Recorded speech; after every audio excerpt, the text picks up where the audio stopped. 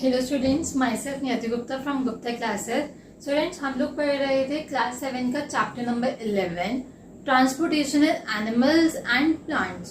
सो उसका एक last topic बचा था transportation of substances in plants. Animals का हमने सब कुछ रीड कर लिया, जैसे कि सर्कुलेटरी सिस्टम और एक्सक्रीटरी सिस्टम, बट अब हमारा सिर्फ प्लांट्स वाला पोर्शन बचा है। थोड़ा सा ही है, ज्यादा नहीं है।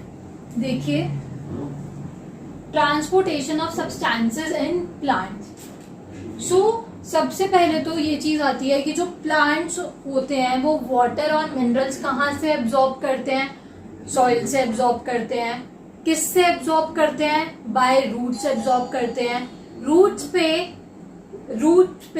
रूट हेयर प्रेजेंट होते हैं, ठीक है, जिससे वो वाटर और मिनरल्स अंदर स्टेम की तरफ जाते हैं, ठीक है।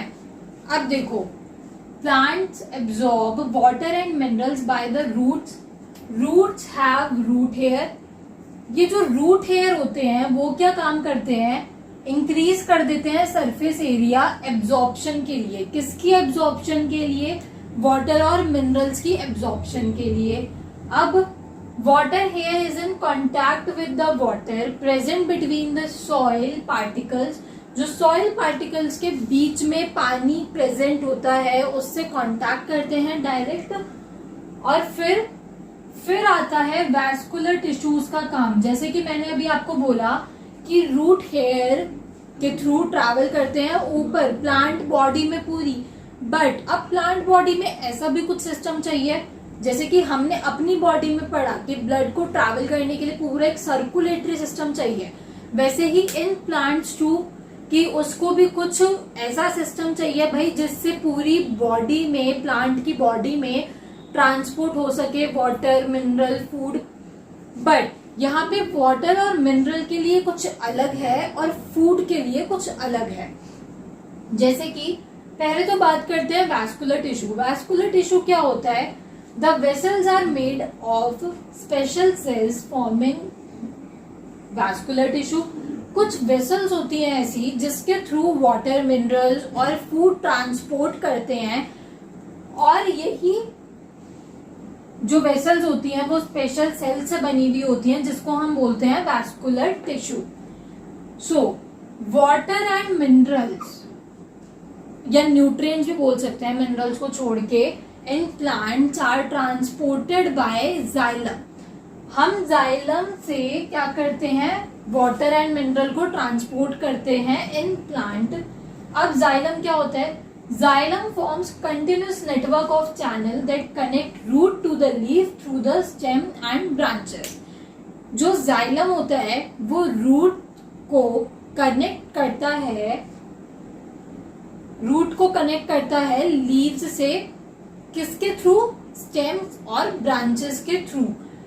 जैसे कि हम कभी आपने वाला डायग्राम देखा है जिसमें हमारी पूरी बॉडी में सिर्फ रेड और ब्लू कलर के कुछ नर्व्स फैले हुए होते हैं।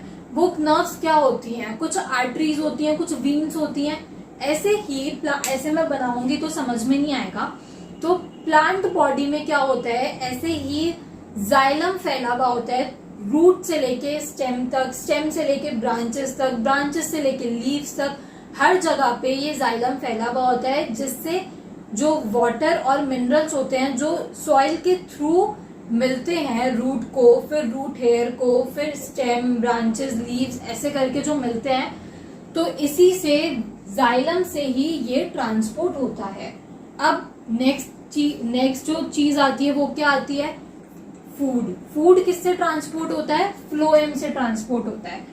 ये भी एक तरीके का वैस्कुलर टिश्यू है जो पूरी प्लांट बॉडी में फैला हुआ होता है, ताकि पूरी की पूरी प्लांट बॉडी को वाटर, मिनरल और फूड मिल सके। अब ये चीज ध्यान में रखना कि वाटर एंड मिनरल्स के लिए जाइलम होता है और फूड के लिए फ्लोएम होता है। अब आगे एक चीज होती है ट्रांसपिरेशन। ट्रांसपिरेशन आप लोगों ने छोटी क्लासेस में भी पढ़ा होगा, लाइक 6th 7th में, कि loss of water, lots of loss of water जो हो जाता है प्लांट से, वो किसके थ्रू होता है? ट्रांसपिरेशन के थ्रू होता है। Plants release lot of water by the process of transpiration. ये ट्रांसपिरेशन होती किसमें है? लीव्स में होती है। स्टोमेटा पोर्स जो प्रेजेंट होते हैं लीव्स पे उससे होती है।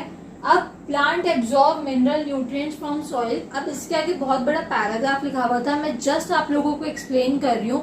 एक बार ये अपनी बुक से रीड कर लेना, ये पूरा जो वो है ट्रांसपोर्टेशन इन प्लांट्स में जो भी है वो एक बार अपनी बुक से गो थ्रू जरूर करना। मैं आप लोगों को बस ऐसे ही एक्सप्लेन कर रही हूँ, ठीक है।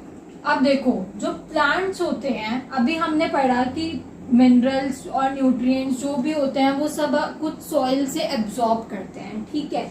अब ये चीज क्यों लिखी हुई है मैंने, सक्शन पुल और ट्रांसपिरेशनल पुल। देखो ये जब लॉस होता है वाटर का by the process of transpiration, तो ये नीचे वाली जो वेसल्स होती हैं उनपे जोर मारता है कि और पानी चाहिए, क्योंकि ऊपर से तो लॉस हो गया। अब नीचे से एक सक्शन पुल क्रिएट करता है कि हाँ भाई अब ऊपर पानी की कमी हो गई है, अब हमें और पानी चाहिए, ठीक है। तो पानी किस चीज से ट्रांसपोर्ट होता है? ये जो सक्शन पुल होता है और ट्रांसपिरेशनल पुल भी हम इसे बोलते हैं, ये जोर लगाता है ताकि पानी ऊपर की तरफ आए। देखो कोई भी चीज होगी नीचे की तरफ तो यूं ही ट्रांसपोर्ट हो जाएगी, है ना, बट ऊपर की तरफ ट्रांसपोर्ट होने के लिए कुछ एनर्जी चाहिए, कोई फोर्स चाहिए जो उसको ऊपर जाने में हेल्प करे। तो यही वो फोर्स होता है जो पानी को ऊपर ले जाने में हेल्प करता है। जब ट्रांसपिरेशन होता है, जब बहुत सारा पानी ट्रांसपिरेट हो जाता है, उसके बाद वो एक पुल क्रिएट करता है कि ऊपर और पानी आए। तो वो जो रूट्स में पानी प्रेजेंट होता है या सॉइल में आप बोल सकते हो, जो सॉइल में पानी प्रेजेंट होता है जो रूट में आता है, रूट हेयर में आता है, अब वो ऊपर की प्लांट बॉडी में कैसे जाएगा? तो जब ट्रांसपिरेशन हो चुका होता है या हो रहा होता है, तब वो नीचे की प्लांट बॉडी पे एक फोर्स एक्सर्ट करता है कि हाँ अब ऊपर पानी आए, तो नीचे से पानी ऊपर आना स्टार्ट हो जाता है। बट ये जो दो नाम हैं, ये जो मैंने दो इन्वर्टेड कॉमास में लिखे हैं और कर्ली ब्रैकेट्स में लिखे हैं, सक्शन पुल और इससे ट्रांसपिरेशनल पुल भी बोलते हैं, इन शब्दों को जरा याद रखना, ठीक है। अब एक बारी अपनी बुक से ये जो, अच्छा आपके बुक में ना ये एक डायग्राम भी दिया हुआ है ऐसा कि ऐसे करके ट्री बना हुआ है और यहाँ पे से ऐसे पानी गया गया गया, ऐसे करके कुछ एरोज बने हुए हैं और यहाँ पे लीव्स होती हैं, तो यहाँ से तो बाहर जा ही रहा है पानी, तभी तो नीचे से ऊपर आ रहा है। ये पूरा प्रोसेस होता है कि जब पानी बाहर जाएगा तभी वो नीचे प्रेशर मारेगा कि हाँ भाई हमें और पानी चाहिए ऊपर, तो वो फोर्स एक्सर्ट होके ऊपर को पानी आएगा, ठीक है। सो एक बारी आप ये वाली वीडियो देख के अपनी बुक से जरूर पढ़ना और कोई डाउट हो तो आप लोग पूछ सकते हो, बट इस वाले टॉपिक को जरा ध्यान से पढ़ना कि वैस्कुलर टिश्यू क्या होता है। और टिश्यू वर्क की तो जस्ट एक डेफिनेशन दे रखी है कि भाई जब बहुत सारे सेल्स कलेक्ट होके एक ही काम करते हैं तो वो एक टिश्यू बनाते हैं, ठीक है। तो टिश्यू की एक बस वो डेफिनेशन दे रखी है, जस्ट गो थ्रू इट, ज्यादा कुछ है नहीं इसमें। कि एक तो वैस्कुलर टिश्यू के बारे में आपको पढ़ना है, सॉइल में वाटर एंड मिनरल्स प्रेजेंट होते हैं, आपको ये पता होने चाहिए।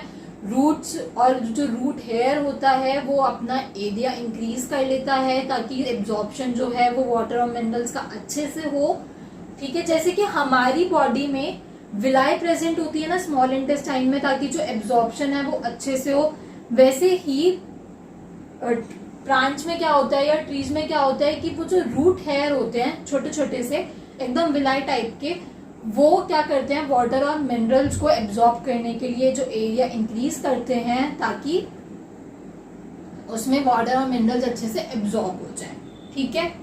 अब उसके बाद वाटर और मिनरल्स किसके थ्रू ट्रांसपोर्ट होते हैं? जाइलम के थ्रू। फ्लोएम किसके थ्रू होता है? सॉरी, फूड किसके थ्रू होता है? फ्लोएम के थ्रू। और ये ट्रांसपिरेशन वाला पार्ट एक बारी रीड कर लेना जस्ट, ठीक है। बाकी सब कुछ मैंने आपको इसमें समझा दिया है। और एक एक्टिविटी भी है वो भी रीड कर लेना, उसमें भी कुछ है नहीं, क्योंकि एक्टिविटी इस वजह से कभी कभी एक्टिविटी में से 1 मार्कर आ जाते हैं या फिर कभी कभी एक्टिविटी लिखने के लिए आ जाती है। So just go through it, एक बारी जस्ट वीडियो देखने के बाद एक बार बुक से जरूर रीड किया करो फॉर लैंग्वेज, क्योंकि मैं तो आपको हिंदी में समझा दूंगी, बट जब आप लिखने जाओगे तो आप हिंदी में नहीं लिखोगे, इंग्लिश की जरूरत पड़ेगी आपको। तो एक बारी इंग्लिश गो थ्रू किया करो, बुक के वर्ड्स गो थ्रू किया करो, जो भी वर्ड्स आपको उसमें इंपॉर्टेंट लगते हैं, जैसे कि root hair, water mineral, phloem, xylem, food, और ये सक्शन पुल, ट्रांसपिरेशनल पुल, तो इन सब चीजों के नीचे ना अंडरलाइन करके आया करो, ताकि आपका जो आंसर है वो थोड़ा रिप्रेजेंटेटिव लगे कि हाँ भाई अच्छे से रिप्रेजेंटेशन की है इस आंसर की। ठीक है, तो एक बारी जस्ट बुक से जरूर पढ़ना, और अगर उसके बाद भी कोई डाउट आता है तो you can comment your queries.